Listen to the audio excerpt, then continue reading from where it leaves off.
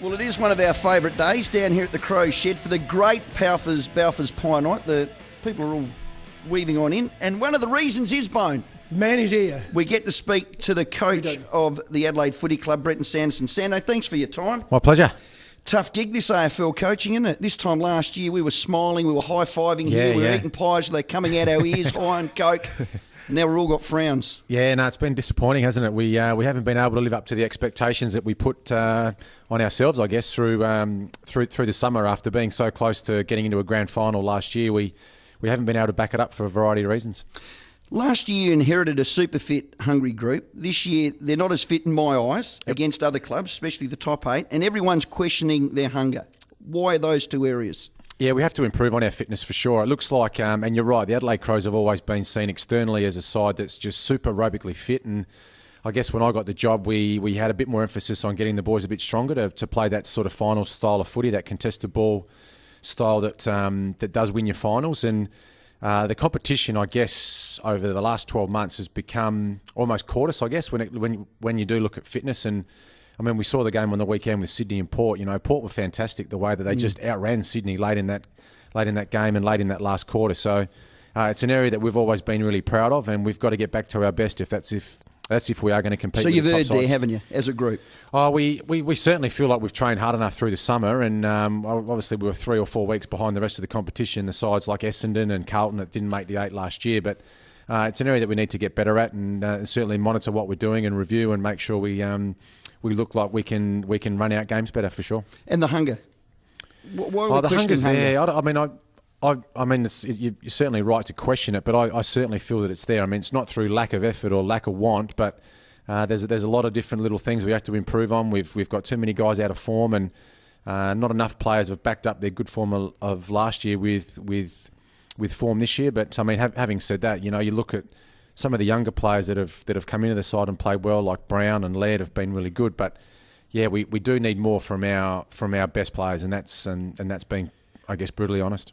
The game has changed a little bit since last year, and we all admire the way you play. Have you tweaked your own game style this year? Yeah, we have. We played, I mean, even as late as we played a different style even in the finals last year. You know, we beat Fremantle out here in that final where we certainly changed the way we played in the second half, and we took that game plan into Hawthorn, and it actually worked really well. But we've made some little adjustments of how we played through the summer, and the competition now certainly is a lot more man-on-man defensively. I know sides do play a lot of +1, you know, where they put a number behind the ball, and different times we've handled that well, and other times we haven't handled it well. You know, in our last game against Richmond, they just kept putting numbers. Every time we sent someone around to man up that spare, they just sent another one. You know, it was almost like soccer, the formations that sides have in soccer, where they load up their defence and then try and sort of slingshot it back the other way. So at times we've handled it well, and at times we haven't. I think the punters who watched you play last year and what you brought to this footy club would say, why did you change it? Why did you change it? Now, need, want, why? Yeah, no, we didn't really change that much, I don't reckon. It's more so, I mean, we were number 1 in a lot of different areas last year, from scores from stoppages and clearances and contested ball, and for whatever reasons, those numbers have dropped this year.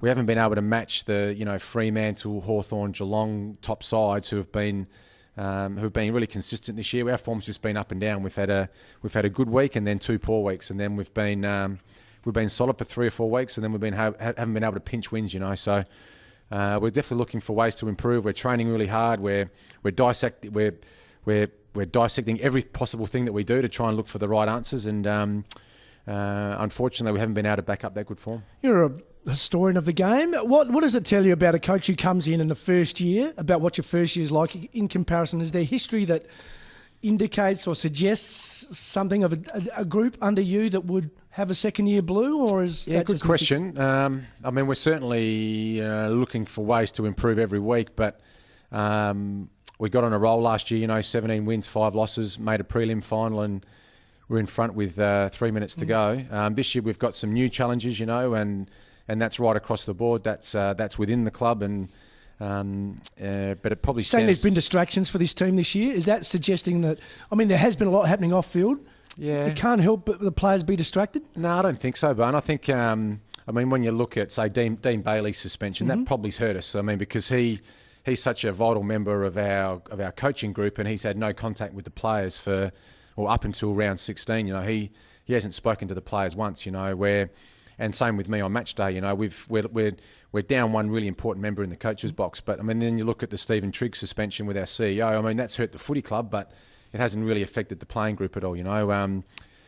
We lost our highest paid player in the off-season, you know. Kurt Tippett was, although he didn't have a great year last year, he still was a really important member for our team. And Fitness he's bloke not lost? there.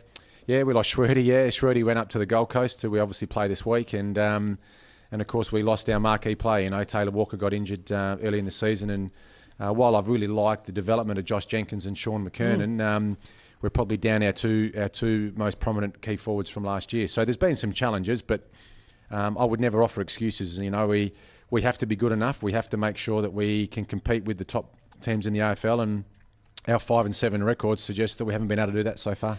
Players' form's been up and down. You said that, not enough pulling their weight. Do you have an answer? And the reason I ask that is, how much responsibility do the coaching staff have on players' form?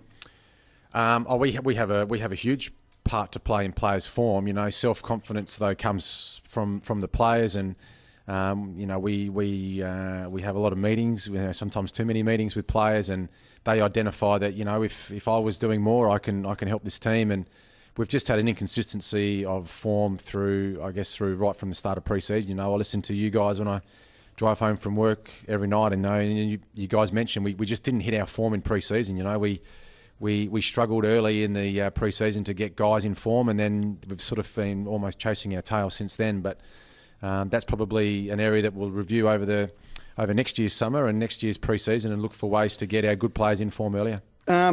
Selection at times for me, I've been critical of. You had Crouch in for one, out for one. You don't drop talent. Martin in for one, out for one. Kerridge and Lyon both drop, looking tired. You know, the roles that VB's playing, and Matty Wright. I'm putting a bit of it onto the coaching staff, because Kerridge, since he kicked his six, was played in 4 different roles since then. You're changing players around game day, making a lot of moves. VB, for me, is the prime one. What is his role?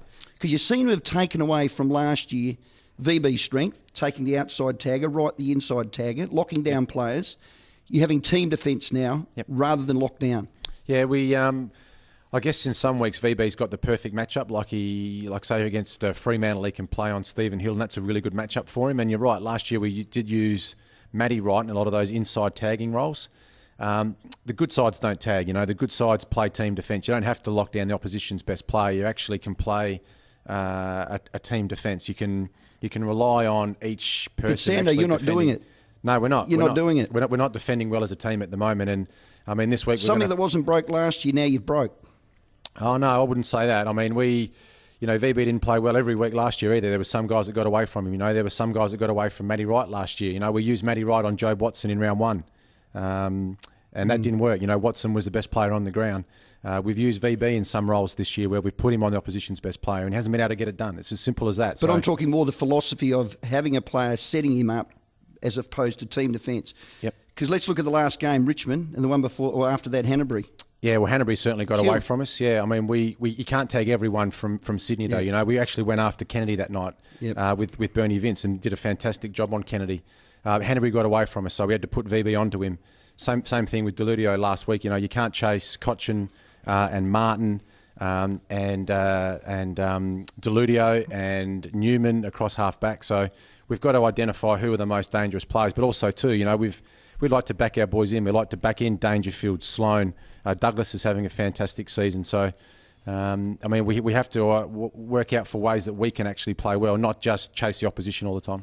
It's easy for us to pot you from the cheap seats, and sometimes that happens. But this year that's been questioned is team's fitness, the hunger, your tackling, maybe the team's work rates, players' form selection, team placement, sometimes set up, contested ball numbers, stoppage, all those keys that were the Crows' way, inverted commas, last year, haven't seen this year. So what has improved? That's a good question. I mean, our record certainly hasn't improved from last year. You know, 5-7 is not getting it done. And I've liked some of the way some of our young kids have come in and had an impact. And I mentioned before, I still like the bones of our defence. You know, when you look at Talia, who's had a very similar year to last year. Brodie Smith, well, his form's been a little bit patchy. He's still been a much improved player this year. I also like Brown and Laird across half-back. I think Dangerfield, Sloane, Douglas have certainly gone to another level. Again, and as I said, we're looking at some some games into Jenkins, who's had 39 shots for goal. He's kicked 20 goals, 19. You know, if he was up A few out in the full. Yeah, a few out in the full, and if you haven't made the distance. But he's shown some signs too that he's going to be a really important player for us. So our form's not getting it done right at the moment. But I mean, short term, long term, I think the future's really bright with the future is really bright with our footy club. You know, we're the fourth youngest team at the moment. You know, playing in the AFL. We did get so close to a grand final last year with a very young side as well, but we just need to get in better form. You know, it's as simple as that, and we need some players to stand up in this last 10 games of the season. I don't want to make excuses for you. Is there a school of thought that would suggest as a new coach comes in, there's a spike, and then there's a catch-up period for reality to kick in and for there to catch up? Yeah, I don't think so. I don't think it's that simple. I mean, I'd like to say, you know, this is going to be a bad start to the 2013 season, and we'll certainly turn it around in the second half of the year. That's the easy thing to say, but we have to improve in a lot of areas. What's your big one? What's your biggest frustration? What keeps you awake at night? Apart from, you know, that you can tell us. There's too many, Bone, to be honest. Is tackling in your top three? Yeah, I haven't liked that since day one. That creates a lot of problems for you around the ball. Yeah, I mean, the players said to us, the players came to us, the coaches, and said our pressure around the contest has not been where it has been in the last sort of 12 months. So we need to be able to pressure the opposition for longer. But you're right, Rowey, the tackling, sides brush us off too easy, and we just can't stick their tackles, you know. So why is that? Well, we do work on it really hard, you know. We do a lot of drills, a lot of breakdown drills, a lot of contested ball and outnumbered drills. But for some reason, it's not replicating it in games, you know. So we're strong enough, the desire's there, the intent's there, but obviously the method is not there at the moment. How are you rating your game day coaching? You personally? Yeah, it seems like we are. I mean, it's not acceptable. We're the position that we are. I'm a bit like the players. Like, we're trying to make moves and we're trying to make adjustments within the game to ensure that we're improving. But does it need to settle down a bit? Yeah, maybe. You think game day? You've gone too far the other way. Trying to create since Walker's gone down. This is how my gut feel is. Yep. Trying to create a forward line, trying to create a midfield, trying to create things from the coach's box as opposed to settling guys down. Yeah, I mean, you mentioned though before Kerridge, and how great was he in that North Melbourne game? You know, he kicked 6 goals, and then his next 2 games were really poor. We showed vision. I showed him vision, and I showed vision to the team of efforts which just are not acceptable for an Adelaide Crows player. I don't care if you kicked 6 goals 3 weeks ago. You can't play like that and then expect us to play the next week. And I know you said, you know, players come in and then they're out or whatever, but you've got to perform at a certain level. It was the same when you were playing, same when Bone was playing. You can't turn up and play one week and then not the next. Yeah, I agree with that. But in fairness to him, I mean, you have a look at the game against Sydney. I reckon he had 3 different roles that game. What has he played? 10 games. What do you mean he had 3 different roles? Explain that. Well, he went on to a tagging role. He wasn't playing the same role that he kicked the 6 goals. You know, he's a kid that's played 10 games. Yep. So he went on McVeigh, I think. Then he went on Malcheski. No, he was playing half forward. But you did move him on to Malcheski and McVeigh during that game? No, he was just playing half forward. Those players actually go to him. Okay, so he wasn't playing a negating role? He played no different role than what he played against North Melbourne, yeah. Okay, so... He kicked 6 goals, yeah, against North Melbourne. So he had no defensive action on those players is why he got dropped, or was it he dropped because he was tired? Every player in the forward line plays a defensive role when the opposition have the ball, yeah. And Jared Lyons, tired, dropped? Yeah, the Fremantle game was he just physically couldn't run. I mean, the demands are so high on these guys now, these younger players. Yeah. And you look at the Geelong model, for example, where players come in for about 3 weeks, then they leave them out for like 3 or 4 weeks. We played Kerridge 8 games in a row. You know, we played Jared Lyons 5 or 6 games in a row, and it's just catching up with them. You know, so we have to look for opportunities to. Like, we didn't play Kerridge last week, and then he played for Sturt on the weekend. Same thing with Jared Lyons. When he went out, he didn't play. So it's important that we identify that the 22 rounds is a really tough on these young kids. So we're looking for ways that we can get the best out of them, and it might be just playing them in little short blocks to make sure that they can get through a season in decent form. You know, you'd be disappointed if we had this interview and we didn't mention Graham Johncock. Yep. Can you just explain to I guess the people that are listening about where he is in your thinking at the moment? Because they see Graham Johncock do A, you're obviously seeing him do B. Oh, he's been such a magnificent player for this footy club, and you know, and what he's given to the fans here, and I mean, he's had a sensational career, and unfortunately, his body now is actually letting him down, where he can't get through a game physically. And we talked about the young kids now, and the guys at the other end. You know, they're they're having similar issues. You know, we've seen with Brent Riley his form this year. You know, as a 30-year-old, as a 29-year-old, he can't physically do what he did previously. You know, and Graham, I had a chat with Graham today. You know, and he said exactly that to me. You know, I can't. I mean, he had a little back injury again on the weekend. You know, I think he only had 8 touches on the weekend and really struggled, but. He physically can't meet the demands at the moment that the AFL game presents, and I think he's still got a big role to play for us this season. I'm trying to keep him motivated and keep him engaged with the group, but I'm like you guys. If he was in good form, he's such an important player for us, and I've seen him play at SANFL level this year, and he's been playing okay, but we just need him at his best for him to be able to contribute. And I hope with 10 games to go, he's going to come in and really give us something in the second half of the season, because we do need him. I reckon he'd be the perfect sub. Do you talk to Graham about about the future? Is that a discussion you're having with him? Yeah, we are. Yeah, I mean, it's horrible. You know, we've all retired, and it never is pretty. And at some point, he's going to have to pull the pin on his AFL career, and hopefully, it's at a time when Graham thinks that he's ready, and the club thinks that he's ready. But it is a hard thing. At some point, he's going to have to say to us, you know, I feel like I've had enough, and I can't give you the output that I once could. But at the same time, I'd like to be able to send him off. You know, where the right thing to do by the footy club and by Graham is to send him off in the right way. You'd play him a game, give him a farewell game, for want of a better term? Oh, I don't like the farewell game, but I do think that at some point he's got to force his way into the side. Yep. And that might be in next week. It might be in round 21. It might be in round 20. But I still don't think you should gift players games. And Graham said that to me today. He said, I don't want you to gift me a game. He's got to earn his spot, and hopefully that's sooner rather than later. He's not old. He's older, and he's oldish, but he's not old like they were maybe 10 years ago. Is that time frame coming down now? Is 33 too old to be playing this game anymore? Yeah, no. For the majority? No, I mean, because you look at guys like Dustin Fletcher still playing and playing really well, but he might just be unique and one out of the bag. But, I mean, we had this discussion when I was at Geelong 3 or 4 years ago, you know, that 22 rounds is a really big challenge for guys to play every minute of every game and then play finals. So Geelong have been talking about rotating players for years, and but that's because they played so many finals as well. But it's difficult for players to play to sustain that form right through to the end of the season. But I think it's more challenging. But I think I don't know. There's young players that can do it. I mean, Selwood came in at Geelong in 2007 and almost played every game in his first season, and you know, we're seeing sort of patches from Kerridge and Crouch that they can actually do it. And, you know, Lyons came in, as we mentioned before, Rowey, for 3 or 4 games and was really good, and then hit it almost a brick wall, you know. So Jason Porplesia in that category? Are you having discussions with Jason?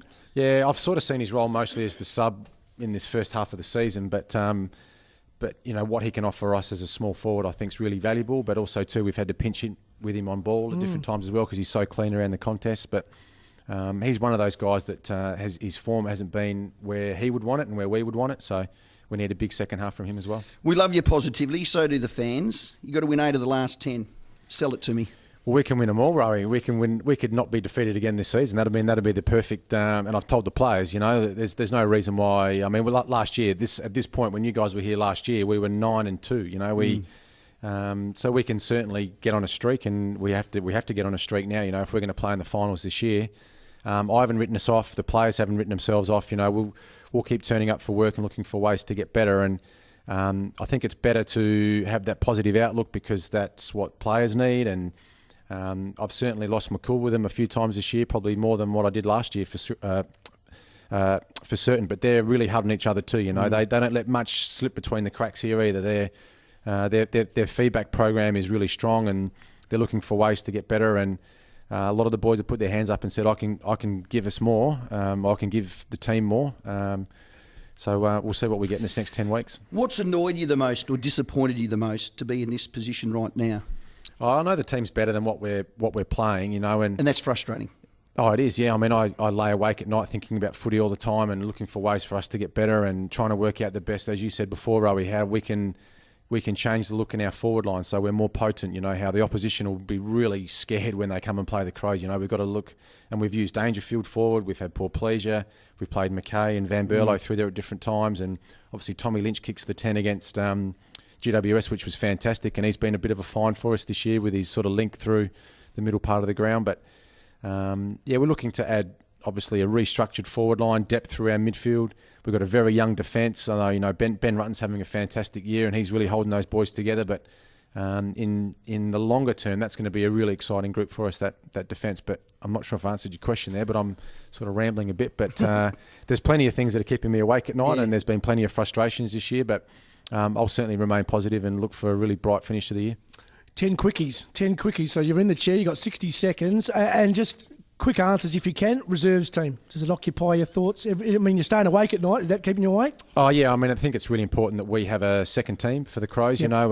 It's not good for retention. When we draft a young player from Victoria and his first 2 or 3 years are spent, during the week here and then weekends with a different system and a different coaching group and different players, and that can be a real challenge. But the successful teams of the past 3 or 4 years or 5 years have got their own seconds team that go back and play with our coaches, with each other. And I think that's really important for us to have sustained success. You spoke about our coaches. Are you happy with what you've got as a coaching panel? Yeah, I do. I do like our coaches. Yeah, as I mentioned before, it would have been nice to have Dane Bailey with us during the week and obviously on the weekends, but we're getting back at round 16, which would be good. How big an influence has that been, not having him there? Personally? I mean, he's had a lot of experience, and the players absolutely love him, and he can offer great help on match day as well. I think Rob Harding, who's our opposition scout's done a great job filling in for him. But it'd be nice to have Bales back, that's for sure. Adelaide Oval, is there any distraction, or it's coming and you're looking forward to Adelaide Oval? Looking forward to that. Yeah, can't wait to get out there. I mean, you talk about Taylor Walker's injury. His next game for us will be at the Adelaide Oval, which is going to be awesome. And you drive past the redevelopment, and it's going to be our home, for the next however many years. It's going to be brilliant to see us to play there, and it'd be sad to see us leave here too. So much history here at Amy Stadium, and from the first game against Hawthorn to our last game against Melbourne, which is going to be in round 22 or round 23, whenever it is. So many great memories here. Obviously the premierships and stuff. It's going to be sad to leave, but it's a really exciting new prospect, going to Adelaide Oval. It's going to be great. Underestimate the fact that Stephen Trigg's not here. I mean, you've lost your CEO, a big pillar in your football club. Yeah, I mean, he's our leader. He's the one that pulls the strings for the whole footy club. But I must say, Bone, one of the blessings in disguise with Triggy's suspension has been Rob Chapman. Our chairman's been amazing. He's been here at work almost every day. He's been here from 9 to 5 Monday through Friday, and he's been exceptional the way that he's taken over, and I know he's been great for me, and he's been fantastic support for a lot of our staff. So it'd be great to have Triggy back here full time, but also too, it'd be sad not to have Rob here full time as well. So which fish's head's rotting? Which fish head? Is it Chappie, you, Triggy? Apparently that's what I read in the paper. I took umbrage to it. I'm not sure what you're talking about, Rowey, but... Clearly you don't read articles, and well done, Sando. If you had a wish list, and I shouldn't have brought that up because I didn't want to mention him, David Noble, the list manager, is on the hunt. What's your wish list? Every club is rejuvenating their list every year, and we've just got to keep attracting good players here. So I made a mistake in a press conference a few weeks ago when they asked me what's on your wish list, and I said we need a key defender because Rutten's getting older, and we need more midfielders because Scott Thompson's getting older, and but we just need to keep bringing good young talent into our organisation, and we've got to make sure that we keep bringing young talent in. Now that's going to be a challenge because we haven't got first round draft picks and second round draft picks again this season, but Nobes is fantastic. We're going to be creative. We're going to look for ways to trade, and obviously free agency. We're going to look for ways. Off the table as of today? Yeah, we were looking at him pretty closely too, to be honest. And that's another way that you can. I mean, free agency is great for us now because we can look for ways to bring players in, and it might not be this year. It might be next year. We might target someone at the end of the 2014 season and say, this is the guy we really want. So let's you're that specific. Let's target him. Targeting. You would be that specific. There's some good South Australians coming out at the end of next year too. So there's some homework for you. The readers now will be looking through who's out of contract at the end of next year. For me, you're not in the first round, and let's say James H slips through to that. Yeah, I'm going to more than go bunter. Yeah, I'm going to more than go bunter. If he falls where you could have got him. Yeah, and he won't. He'll go in the first 3 or 4. Okay. But he loves the Adelaide Footy Club. He barracks for the Adelaide Footy Club. He's trained with us once already with part of the AIS crew. He's coming back again. I would love for him to one day wear a Crows jumper, and I don't know if I'm allowed to even say that, but I'd love to get him into I'd love for him to play for us one day, and how we're going to do it, I don't know. But what about a style of footballer? Do you think you need leg speed? What are you lacking as a group? outside run? Is it dash? Yeah. Is it ball carry? Is it leg speed? Is it ball skills? Is it decision making under pressure? Yeah. What are you lacking? All of that. But there has to be. I look at Hawthorn all the time, and I think the day Clarkson rocked in the door, he pulled the list manager aside and said, "Unless this bloke can do this and this, all of them, and that's being a competitive animal." And an elite leg. I don't even want you to look at him. Have you done that with Nobes? No, we have, yeah. And I would say, without giving too much away... What are the two things? Come on. Well, two is easy. Two is easy, is kicking and speed. But everyone says that. What else? Kicking and speed. Competitive animal. Oh, yeah. I mean, decision-making under pressure. You know, some guys, even... there used to be guys... So, Bone, you and I are out. Yeah. I knew that. And maybe even yourself, Sando. Yeah, I wouldn't have... You had a bit of leg speed. No, I didn't. I had no leg speed. Okay, but we joke all the time about, like Geelong's back line, for example, and they've won 88 games out of 100. They've got a slow defence. So back in the days when it was Milburn, Harley, Enright, Sanderson, Scarlett, no one had speed. Josh Hunt, no one had speed, but they're just able to read the game, you know, and and that's your point about decision making under pressure and reading the game. You can make up for leg speed if you've got a really good footy head. So I don't know. There's the players, Robbie, that have got speed and can kick and make good decisions. They normally go in the top 10. They do. We haven't got picks in the top 10 this year, but we'll still find ways to get good players in, and we'll keep backing our young players in. You know, we've blooded some good young kids over the last 18 months, and we're going to be a good young team for a long time, I'm sure. Got to let you go. We thank you for your time. Yeah, well done, Sando. The modern coach, not only does he speak to the TV, the radio, but he's Facebooking, he's on the internet. Yep. He also tweets. Yeah, I'm a You're tweeter. a tweeter. You're a prolific tweeter. Yeah. The best of 3 in a grand final series was one of your tweets, I believe. Yeah, I didn't mind that. I think... oh, you liked it? No, because our guys are right into the NBA, you know, and there's best of 7...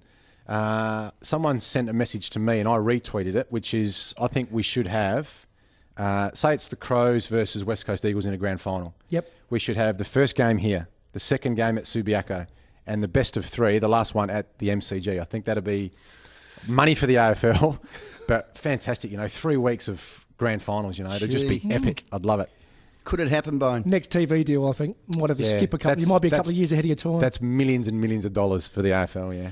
Well, you got Gold Coast. 10% and 10% for you for thinking about it. You got Gold Coast this weekend. Yeah, that'd be tough. I mean, the Gold Coast are a much improved side. You know, obviously Ablett we spoke about a bit before, but you know, Mackenzie, Prestia, they got some fantastic young kids. They're going to be a real challenge up there, and they've played some great footy. And as you mentioned before, they got Schwerty, so they're fit. It's going to be a good challenge for us. It's a game we've got to win. You know, I said that last week and the week before. We've had 3 elimination finals and lost them all, Sando. Yeah, I know. Well, I know. Time to play qualifying finals. Will your supporters see anything different? Just a quick. Will they see anything different about the team? Oh, they've just got a better team. No, they've got to see 120 minutes of decent footy. You know, we've been patchy. We've played good quarters. We've played a couple of good games. I did like our little 5-week patch there, where I know Hawthorn beat us by 10 points or whatever. Fremantle beat us by 10 points. Their games that could have gone either way, but. We've just got to get back and win. You know, it's as simple as that. And our form hasn't been up to scratch, and it's as simple as that. Sando, thanks for your time, and also it's thanks to the great Balfour's Pie Night. The players have just come in, all the people will come on in. Sando, well done. You can win 10 in a row. That's what you said. Captain positivity. Well, we have to win 14 in a row if we're going to win a premiership. But but that's pretty simple. We've just got to start though with the first quarter against the Suns. You know, we've got to be better. We've got to look for ways to get better, and we'll certainly do that. Brenton Sanderson, our guest, outstanding. We'll see him up there. All right, thanks, guys. See you, mate.